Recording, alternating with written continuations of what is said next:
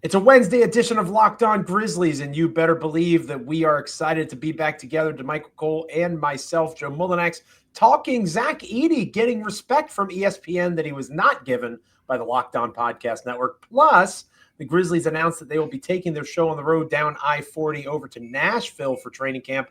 And our Damichael Cole had a wonderful conversation with Mayor Young, talking about the Grizzlies and the long-term lease at FedEx Forum. Lots to jump into with Locked On Grizzlies today. Let's lock in.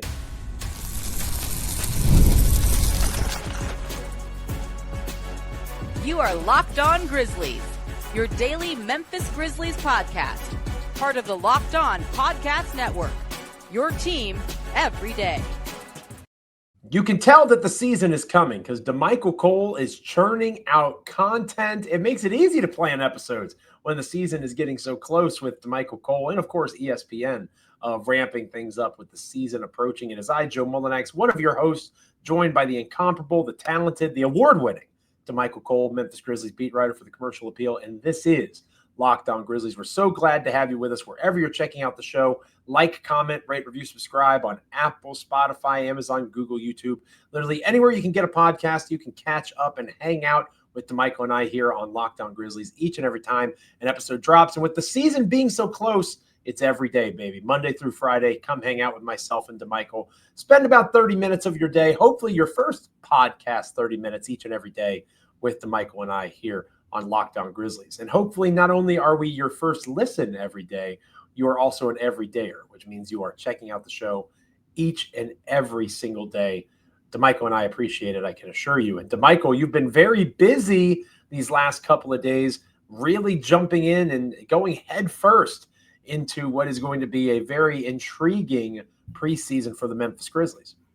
Yeah, we're getting closer to that time, and as we'll talk about it on today's show, the dates are starting to be aligned. For a couple key events coming up, so we're going to talk about that, and you're also starting to see a lot of those preview type materials, right?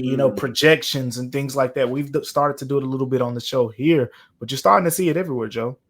Yes, you sure are. And one of those places is ESPN, who decided to copy the Locked On Podcast Network, I guess, and put out their own top 100 of players. The convenient timing, ESPN, to do it after the fact of us as a podcast network. I do have to give ESPN credit, though. Usually I get angry. And I was gonna say that, Joe. It's been about 3 years in a row where you got on them a little bit. Now this angry yet. Yeah. Check back with me tomorrow when the second half of their list comes out or another major chunk of their list comes out. Yeah. Not angry now because, believe it or not, ESPN respects the Memphis Grizzlies more than the Locked On Podcast Network does, because the Grizzlies, assuming Jaren Jackson Jr. and Ja Morant get names on the list, I would imagine they will. The Grizzlies have 3 of the NBA's top 100 players heading into the 2025-2026 season, at least according to ESPN. That's because Zach Edey, number 88 on this list, on this ranking from ESPN, which is fascinating to me, partner. That we have to take this list with a grain of salt, because as much as we made fun of our list for putting Cooper Flagg at number 80, ESPN had that dude at number 52. And I was like, whoa, okay, this guy's not better than Drew Holiday. Let's get off the, let's tone down the energy a little bit, ESPN. But at the same time, it's nice to see where our network failed us. ESPN is saying, yeah, Zach Edey can ball. He's going to have a lot of opportunity in this system led by Tuomas Islo and hopefully Ja Morant on the court. Yeah, you already know, Joe. This is something I've already been on board with in terms of when we talk about who's going to be that next Grizzly.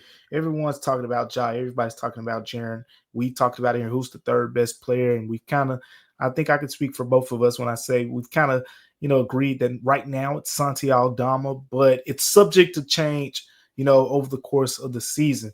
Now, the third best player, like on a talent standpoint at the end of the season, I think it could be a different player than Zach Edey, so to speak. But when you talk about top 100 players and most productive players on the Grizzlies, I don't see how Zach Edey shouldn't be the third most productive player on the Grizzlies this upcoming season. It's a tailor-made role for him, right? It's a lot of hard screen setting. He's going to be able to get the ball, a lot when he's rolling to the basket. They're going to, when he's, when he's under the basket, he has two hands in the air. Islow's going to say, throw that big dude the basketball, let him finish. And the other thing is physically, he should be a little bit stronger this year. If you remember, in exit interviews, when we were asking him, what are some of his biggest goals? You go back and listen. A lot of what he said was kind of centered around the fact that I want to be stronger. And, that's going to happen through work, but that's also naturally going to happen for him. And there are several cases of bigs, whether it's Jonas Valanciunas, whether it's Ivica Zubac, DeMarcus Cousins is on a bigger scale, but there are several cases of bigs who come into the league and they're probably strong right away, but they're not as strong as they become, eventually. And with Zach Edey already coming in the league, 4 years removed from college, for example, it shouldn't take him as long as some of those 19, 20-year-olds that, in the case of a Zubac or a Valanciunas, it took them a few more years to develop that strength. So I'm looking forward to it. I think we saw with Islo, right, with a 9-game sample size at the end of the season, Zach Edey averaging roughly 15 boards a game. I'm not expecting him to average that, but he only averaged 9 points. I think that's going to tick up. You get him somewhere around, 11, 12, maybe even 13 points a game in his new role, in addition to the probably, I would say 11. I think that's a good number for him. 11 rebounds per game is a very respectable number to expect from Zach Edey. If you got a big man averaging 13 and 11 in the type of minutes that he's going to get, I think without a doubt he should position himself to be a top 100 player. Averaging a double-double would be a huge step forward for him in his sophomore season. And it's a terrifying prospect, Damichael. The idea that this 7'4", 290-pound big man could become stronger, could become bigger in theory, but he has the frame to support that weight. And he's not one of these bigs that is supposed to be a floor spacer that you want to see create the ball off the bounce or create shots for himself off the bounce, get to the rim off the perimeter. This is not Pascal Siakam. This is not Jaren Jackson Jr. or Santi Aldama. This is a guy who, as you alluded to, has a very particular set of skills, like Liam Neeson in Taken. This guy is going to have a very specific thing that he is supposed to do night in and night out. And you've talked about it for a long time, partner, the need for elite role players. Nobody is in a better position to be an elite role player for this Memphis Grizzlies team this coming season than Zach Edey. So I think ESPN nailed it here. Yeah, I'm with you. And I think, like you said, going into the elite role playing ability, when it comes to Zach Edey, it's what can he do that separates himself from the rest of the Grizzlies? And it's two things that easily come to mind. Number one is the rebounding. I think, with Zach Edey being out at the beginning of the season, the Grizzlies are going to be a mediocre rebounding team. I don't care who else you put in there. Just being honest. I don't care if it's Jock Landale. I don't care if it's Brandon Clark. I don't care if it's Santi and Jaren. At the end of the day, they're going to be a mediocre rebounding team until Zach Edey gets back. But when Zach Edey, I was about to say Zebo because, that's what they called him out in Purdue. They call him Zebo. They spell it a little different now. Zebo. Yeah, there you go. As long as Zach Randolph signs off on it, I'm happy to call him Zebo. Yeah, I miss having a guy we can call Zebo. There you go. I'm sure the original grit and grind Zebo, he doesn't care. He got a lot of love and respect for what Zach Edey brings to the table. But as long as he comes back, playing decently well, I think it won't take him long to find his footing, when he gets back. So I'm looking for kind of a big year in a way from Zach Edey. And again, it's not because he's going to take some huge talent jump from year one to year two. I think there are some other players we could talk about that type of stuff with, but it's going to be the role. We saw it a little bit at the end of the season on the East Low. Now you're going to see it over the full course of the season. I think that's going to pay huge dividends. I think when you talk about what's needed, his role is very much needed. They're going to miss his screen setting while he's out. They're going to miss the rebounding. Those two things are areas where Zach Edey separates himself from the rest of the Grizzlies roster. I feel like there's a missed opportunity for like Central Barbecue and the Barbecue Shop and all these different restaurants in Memphis. They got to get a sponsorship with Zach Edey and just have this guy come eat them out of house and home and hype up their food. And speaking of, Locked On Grizzlies could always be in the market for some more local sponsorships. By all means, hit Cole and myself up. Damichael's there on the ground in Memphis. But we're willing to talk turkey a little bit or talk chicken wings. I'll happily just take an order of chicken wings. That could be my sponsorship. But Zach Edey is a guy that is going to be eating the competition in terms of dominating the lane, I think that is certainly something to expect from him once he is healthy. And I think ESPN gets it. So shout out to ESPN. You don't hear me say that very often. When we come back here on Locked On Grizzlies, we are going to take a look at our buddy Damichael being on the road next week. Grizzlies open training camp, heading to Nashville, which is, I'm sure, where Damichael will be as well. The positives of a trip down I-40 to begin the regular season pursuit. Stick around here on Locked On Grizzlies. Today's episode of Locked On Grizzlies is brought to you by FanDuel. The NFL season is here. The Packers took a bad loss to the Browns. My Commanders are flying high after beating the Raiders. FanDuel is making sure that you're ready for kickoff regardless of who your squad is with a can't-miss offer. Right now, new customers can bet just $5, and if your bet wins, you'll get $300 in bonus bets to use across the app. You heard me right, $300 in bonus bets to use across the app. I love using FanDuel. It's fun, and it fits however you like to use the app and how you like to bet. Player props, building a same-game parlay, or even jumping in on live action as the games unfold. It makes every game more exciting, whether you're watching your team or just keeping an eye on your fantasy lineup. Plus, it's quick, easy, and the best way to add a little bit of energy to your Sunday. So are you ready to play? Download the FanDuel app now by visiting FanDuel.com to get started. That's FanDuel.com to place your first $5 bet. Damichael, the Memphis Grizzlies officially announced that they're hitting the road, heading out to the not so wonderful, most beautiful land in the world of Nashville, Tennessee. Not to hate on Nashville too much there at Belmont University in particular. The Grizzlies will call that space home from September 30th through October 2nd. Again, you will almost certainly, I'm guessing, we haven't had a chance to talk about it, but I'm guessing you'll be in Nashville for a few days. Oh, you know it. Trying to avoid the hot chicken and maybe going down to Broadway a time or two. I'll be fine. I'll be fine. Yeah, they've got other food. Like hot chicken is the most overrated form of chicken. Like I say that. Joe coming in hot. Well, not a lot hotter than hot chicken. I think hot chicken is kind of garbage, to be honest with you. You just threw our Hattie B's sponsorship right down the drain. Dang it. I'm sorry. I meant everybody but Hattie B's, the true hot chicken. There you go. Only Hattie B's is great. But anyway, you're going to have a blast in Nashville, all jokes aside. And I think there's a real value, although there's lots of Memphians that have a little disdain for Nashville. First off, it makes sense from a team standpoint, right? Trying to build the regional footprint and try to get their name out there a little bit more in the major city in the state outside of Memphis. There you go. Outside of Memphis. Yeah, of course. I'm never going to give Nashville bragging. I lived in Memphis for 3 years. I know it's been a while. I will never give Nashville anything. Memphis is its own state compared to Nashville as far as I'm concerned. But I do think there's value for the organization, right, in terms of trying to expand that regional footprint. And there's value in the team and the coaching staff. You get away, you're away from your family for a little bit, you're away from distractions. You can just focus on basketball. And when you're starting with a new coach in particular, that's probably the best way to get the job done. Yeah, last year was the first year they kind of went to this, where they go away from Memphis, and it's pretty much that. It's basketball. And, the reviews were good. I think a lot of players, were okay with it. They liked it. And for the most part, it was good team building, right? Like you go out with the team and you do things together.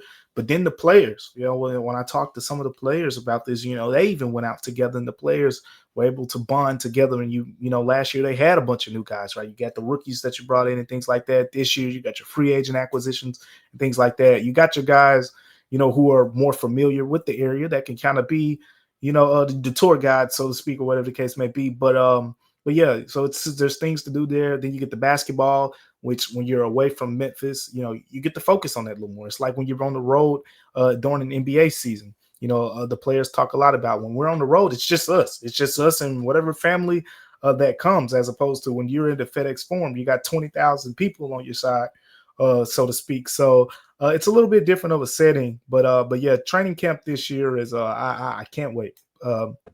It's gonna be different. Because of the roster specifically, but yeah, it's gonna be 3 days there where they're gonna be practicing, and I think we're gonna learn a lot about the team early on. Specifically, We talked about it yesterday. I want to see what this team's going to look like offensively now. I want to see what this team's going to look like defensively now. Remember, when Isolo took over the offense last year, yeah, he did a little bit of this and a little bit of that, but that wasn't his system. And definitely defensively, it wasn't his system. That's where, look, I don't know what type of defense the Grizzlies are going to have next year. I wouldn't be surprised if they're at the top of the league. I wouldn't be surprised if they're somewhere in the 20s because it's a different system and it doesn't hit the same, so to speak, as the last system. So we got a lot to learn about this team, and training camp is always the place. I think that's the part of the season, Joe, where we talk about the nuances of basketball more than at any other part of the year. During the season, a lot of it is injuries. A lot of it is trends, right? What players are in a slump, what players are really hot, and all these type of things. When you're in training camp, it's more about what is the rotation going to look like right now? What is this pick and roll coverage that the defense is going to play a little bit more? What are the offensive emphasis and things like that? So those 3 days in Nashville can be really important. And as a coach myself on a much smaller scale, I'm always intrigued by training camp because of the type of drills, the things they prioritize. And you do a great job posting videos from practice when you're able, right? The team's a little bit comfy cozy when it comes to what they want out there on the internet. But, you're able in your write-ups asking the players what the priority is. In the past, it's been tempo, it's been pace, getting up and down the court. Maybe there's a little bit more priority on intensity in terms of defensive focus and energy, whatever the case might be. You can tell a lot by about what a coach values in terms of building team culture, team chemistry, the work that goes into these practices being planned, how these players get their individual work, the terminology, right? Taylor Jenkins, they call them vitamins or something like that. Like there are so many things. Taylor Jenkins had a lot of words. He had a lot of buzzwords that. But again, how different is it going to be? You get your first taste of that, and you're not going to learn all of it in a week, but you are going to see more of what Tuomas Isolo sees this roster as and sees his schemes as.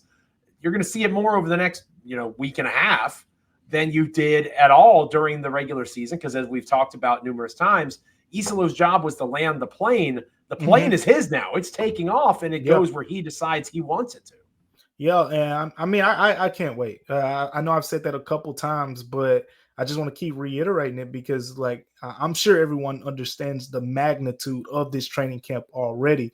But to emphasize certain points, John Morant, this has only had one coach pretty much, and that's been Taylor Jenkins. And Jaren has had 2, but he had a coach his rookie year, and then after his rookie year, he had Taylor Jenkins pretty much every year since then. And for Brandon Clark has only had one coach. Brandon Clark has only had one coach, and you can pretty much go down the roster with most of the important players who've been with just the Grizzlies. The rest of them, they had one coach. So. This is going to be a different situation from the standpoint if you're going into camp. And like you said, there are going to be some different drills and things like that. Now, from what I heard and what we saw, he put some of his emphasis on the drills and things like that as the lead assistant coach last season and whatnot. So you started to see some of that kind of sprinkled in, even when Taylor Jenkins was the head man, so to speak.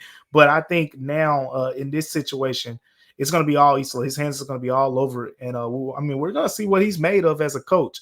As well, because we know what type of talent this Grizzlies team has. We know what the tendencies have been in the past with this Grizzlies team, right? We know about the fourth quarter struggles. We know about, the shooting struggles in certain situations. We know about the half court offensive struggles and things like that. We know about the defense when it comes to guarding the 3-point line in certain games and certain situations. All of these emphasis, how is he going to correct those? But the other thing that we talk about a lot, and I say this is what separates the good teams from the bad teams to me, Joe, is when you change personnel, when you change coaches and things like this, you know what the great teams do? Those strengths that they have, they continue to be strengths as well as when they're improving their weaknesses. Whereas the good teams, okay, we were a bad 3-point shooting team last year, but we were a great defensive team. Now you become a great 3-point shooting team and your defense falls off of a cliff. So it's how can you fine tune all of these things together? That's going to be the challenge that Isolo faces in year one, especially in training camp when he's trying to establish an identity for this roster.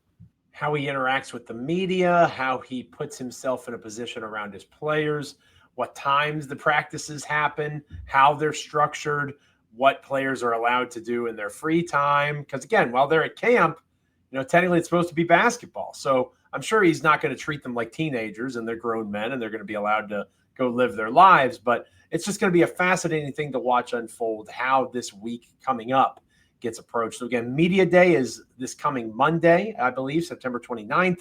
And then they head away to camp for a few days there in Nashville at Belmont University. So it's going to be fascinating to watch unfold. I'm with Damichael on that. Let us know on X at Damichael C, at Joe Mullinax. Hit us up in the comments. What are you most excited about now that training camp is officially announced and we are approaching it very rapidly? And when we come back here on Locked On Grizzlies, we're going to close out this episode of the show. Damichael Cole had a chance to chat with the mayor of Memphis, talking about the Grizzlies, that lease at FedEx Forum, and more. Stick around. Don't go anywhere here on Locked On Grizzlies. Welcome back to Locked On Grizzlies. We're closing out this Wednesday edition of the podcast. It is I, Joe Mullinax, joined by the incomparable, the handsome, the very suave Damichael Cole of the Commercial Appeal there in Memphis, Tennessee. He does a phenomenal job covering the team. I do a phenomenal job getting people angry online. It's a match made in podcasting heaven, and we're so glad that you're peanut butter and jelly, baby. Peanut butter and jelly. I'll be the jelly. I'm allergic to. Well, my daughter's allergic to peanuts, so I'll avoid the peanut butter. You avoid. How about almond butter? Right, sunflower. That's fine. Have you ever had the sunflower butter? Have you had the sunflower butter before? No, I ain't had that. It's not good. I'm going to be honest. But almond butter, and you know what the best kind of butter is? What's the cookie butter. Cookie butter. Okay, I've had cookie butter. So maybe if Trader Joe's is interested in the sponsorship. Maybe some cookie butter from Trader Joe's. I'll take some of that. I know Michael probably will as well. So anyway, we'll fish for more sponsorships later on in the week. Mayor Young, a chance for you to sit down with the mayor of Memphis, chat with the mayor of Memphis. Maybe it's a better way to phrase it. A really cool article. I loved it, as I love all of your work. As I said numerous times, Commercial Appeal subscription, well worth it for Damichael alone. And Damichael, you talked to him about a variety of things, but your major focus with Mayor Paul Young was an update on what was going on with the city of Memphis and the Grizzlies, the long-term FedEx Forum lease. Let folks know what you chatted with him about in particular. Obviously, we want them to get a subscription and read the piece, but just a little summary of what you chatted with Mayor Young about. Yeah, if you've been paying attention, and for those who are local here, Mayor Paul Young, since he was campaigning and things like that. Huge Grizzlies fan. Huge Grizzlies fan, huge sports guy overall. He's really big, in sports, and he shows his face in the sports community. Just on that Saturday in particular, he was at the Arkansas Razorback Memphis Tigers football game. Then he left that game and came to Jaren Jackson Jr.'s Nike Elite basketball camp, which I wrote about this morning. Jaren doing a lot of really good things with the kids. He had some of the top high school players in the city, boys and girls, at his camp. So go check that out as well. But Mayor Paul Young showed up to his camp. He has a really good relationship, like you said, with the Grizzlies and players and things like that. Talked to them. And we talked a little bit about the leasing situation. And, I think the main thing that he wanted to communicate was that, he is going to be aggressive in getting this thing done. And I think those are words that you want to hear. From your mayor. At the end of the day, it is a, takes two to tango type thing. We talk about the city of Memphis and the Grizzlies, and, if you've heard the reports and things like that, the Grizzlies have things that they prefer, in the case where, we've seen reports indicate that, downtown is a big priority. And we've also seen with the mayor, Paul Young, downtown is also a big priority for him, so it's like they're kind of aligned in these ways, but just ironing out those things, I think, is what it'll pretty much come down to. Because at the end of the day, the Grizzlies, I think it's safe to say that, the Grizzlies want to be here. And no one in Memphis, I won't say no one, but many people in Memphis love the Grizzlies being here. And the Grizzlies have become part of the fabric of the city. There's a lot of money, being poured into the Grizzlies, and there's a lot of money being poured in the city, because of the Grizzlies. So I think for the most part, when you talk about the situation here, I think, what people should know, the current lease runs through 2029. So we're inching closer, we're about to get to 2026 here. And then you're talking about a new agreement would come with plans of spending. We're talking roughly $550 million on renovations at FedEx Forum. So whenever a new agreement is reached, you're talking about FedEx Forum really getting a nice upgrade overall. And been in FedEx Forum could probably stand a couple upgrades. Like FedEx Forum is a nice spot, but FedEx Forum they can keep those rendezvous barbecue nachos though. Rendezvous barbecue nachos. I mean, that's another potential. I'm sorry, I'm fishing one more time. Oh yeah, they can keep those. They can keep the nachos. Yeah. The last thing that I'll add particularly is, I asked him about the timeline, and I only asked him about the timeline because, for those that remember, it was February when the mayor said, he was hoping, to have a deal in principle done by the end of the summer. If you're a very big fan of the summer like me, you know that summer ended a couple days ago, and now. We're in the fall season and all that stuff. Yeah, that's right. Yep. We're in the fall season now, and I asked him. I was like, you initially said, hey, we want this to be done by the end of the summer. Well, summer's over, and his message now is, I'll share the quote. He said, I don't want to put a timeline on it. When I mentioned this summer, it's really me wanting to be aggressive because I want to get it done. So rather than me putting a timeline on it, what I'm going to commit to do is making sure we continue those dialogues and having them as aggressively as possible. So I think those are strong words, encouraging words. You want the dialogues to be aggressive. And the mayor, again, as we've kind of alluded to, he's a sports guy. He loves the Grizzlies. He grew up in Memphis as the Grizzlies kind of, I think he graduated high school around 1997, 1998, one of those years. And the Grizzlies, we're in Memphis just a few years later. So he understands, what the Grizzlies mean to the city of Memphis. And I think, as they continue to iron out those details, we'll see something unfold. I was worried he was going to be younger than me. Like if he graduated high school in the late 90s, he's older than me, which is good. No, Joe, he's a little older than you. That's 2005, fine. Man. I'm not that far off. It's not that far. But anyway, I'm excited for this guy. He's a big sports guy. I think the unfortunate thing for him is the Grizzlies have the leverage here, right? The Grizzlies are the asset. The Grizzlies are the thing that have the option to leave, like Memphis isn't leaving Memphis, right?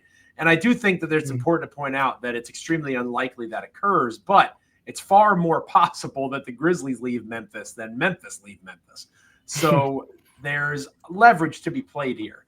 I think that the leverage comes in the form of those downtown upgrades and the Grizzlies getting that commitment. I was in Memphis in March. You and I hung out a little bit downtown. Yep. Love downtown Memphis. Hasn't changed a ton since I lived in Memphis, Tennessee back in 2014. At least Beale Street, the area around FedEx Forum proper. To be honest with you, it looks fairly similar to when I left. So I think that the desire for an upgrade, not just of the Forum, but everything around, or not everything, but a lot of stuff around it, that makes sense. You want a city like Memphis, which is a really cool place because it's big enough to have a downtown like Beale Street and the area around it, but it's small enough that you don't feel like you're overwhelmed or there's 5 boroughs like in New York, 5 cities within one. It's not that intense. So it's a cool, big little town, big little city. And I do think that, you don't need to expand it as much as you just want to upgrade and modernize the stuff around it. And there's some areas that have been updated, but just kind of an overall fresh coat of paint, so to speak. The Grizzlies will probably push the city as far as they can within, because the Grizzlies know the finances of the city. It's not like any of this is a surprise. They'll get as much as they think they can, and then the new lease will be signed and we'll all move along and everything's going to be okay. But if you haven't checked out the wonderful piece from Damichael over at the Commercial Appeal, his chat with Mayor Young, and everything that Damichael Cole does, make sure you're getting a subscription to the Commercial Appeal. If you let it lapse because it was the summer, it's time to re-up. It's time to get back in and check out all the great work that Damichael and company are doing over at the CA. Thank you so much for being with us on this edition of Locked On Grizzlies. Friendly reminder that the Locked On Top 100 from the NBA is here, voted on by the NBA hosts of the Locked On Podcast Network. Our top 100 was formed by experts that cover these teams and players every day. They must hate Zach Edey more than ESPN does. Find the full list over at Locked On Sports Today on YouTube, wherever you get your podcast. We'll keep bringing it up. Again, Matt Moore will eventually be on the podcast, and he's agreed to let me yell at him for a little while about his hatred for Ja Morant. But make sure you're checking out the top 100 wherever you get podcasts with the Locked On Sports podcast. Damichael, the next time we're together, lots more to discuss. You mentioned your piece on Jaren Jackson Jr. We can talk a little bit more about that. I'm guessing Ja and Jaren will pop up on the ESPN list, and we can discuss maybe get more angry. You know, it's not the start of a season if I'm just hunky dory and happy with ESPN. So hopefully they do something to piss me off for our next episode. We'll see. I tell you what, after what our Locked On podcast people did, I can't wait to see where John and Jaren rank, because if they're similar on the ESPN list, you know what, Joe? Maybe me and you are the problem. Like maybe we are at that point. That maybe we need to have a look in the mirror episode if ESPN has them similar. So I'm curious. No, I'm Principal Skinner from The Simpsons on that one. I'm going to be like, no, it's the you're children. Standing on business. Children, That's what the young people say, Joe. You're standing on business. It's the children who are wrong. It's them, not I. But we'll have plenty to talk about on our next episode. Make sure you're hanging out with Damichael and I for our Thursday edition of the show. Make sure you're liking, commenting, rating, reviewing, subscribing, wherever you get podcasts, Apple, Spotify, Google, YouTube, Amazon. Make us a part of your NBA and Memphis Grizzlies content consumption each and every time that an episode drops. Hang out with Damichael and me each and every day as the NBA season approaches, and make our little corner of the internet we like to call Locked On Grizzlies just a little bit bigger. For Damichael, I'm Joe. Stay locked in. Be an everydayer. Make sure that you're hanging out with us each and every time an episode drops. We're free and available here on the Locked On Podcast Network. Until next time, see you.